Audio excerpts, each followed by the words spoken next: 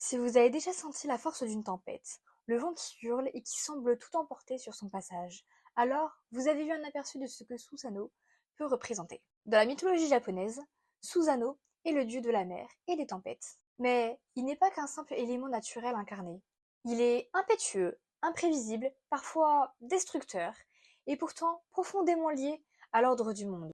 Susanoo est le frère d'Amaterasu, la déesse du soleil, et entre eux, l'histoire est compliquée. Il provoque des catastrophes par colère, des conflits par orgueil, et pourtant, il joue un rôle indispensable dans l'équilibre cosmique. Parce que même ses excès ont leur place dans le cycle de la vie. On le raconte souvent frappant les mers ou détruisant des champs, mais c'est aussi un dieu de courage et d'audace. C'est lui qui affronte le terrible serpent à 8 têtes pour sauver la princesse Kushinada. Et c'est là que son côté héroïque apparaît. Sous ses tempêtes et sa colère, il y a la force nécessaire pour protéger et restaurer l'ordre. Susanoo nous rappelle que la puissance peut être double. Elle peut dévaster, mais elle peut aussi sauver et protéger. Il nous montre que même les êtres les plus imprévisibles ont un rôle à jouer. Il est le chaos qui enseigne la prudence, la tempête qui rend le calme précieux. Aujourd'hui, Susanoo est encore célébré dans certaines légendes et festivals.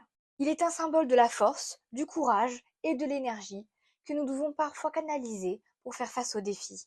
Et si vous sentez le vent se lever, si la pluie tombe avec force, peut-être que Susanoo passe juste au-dessus, rappelant que la nature et la puissance ne sont jamais sous contrôle. Alors, la prochaine fois que vous pensez aux tempêtes ou à la mer déchaînée, ne voyez pas seulement le danger, voyez Susanoo, le dieu impétueux, le protecteur caché derrière le chaos. Et souvenez-vous que parfois, ceux qui semblent les plus turbulents sont aussi les plus essentiels.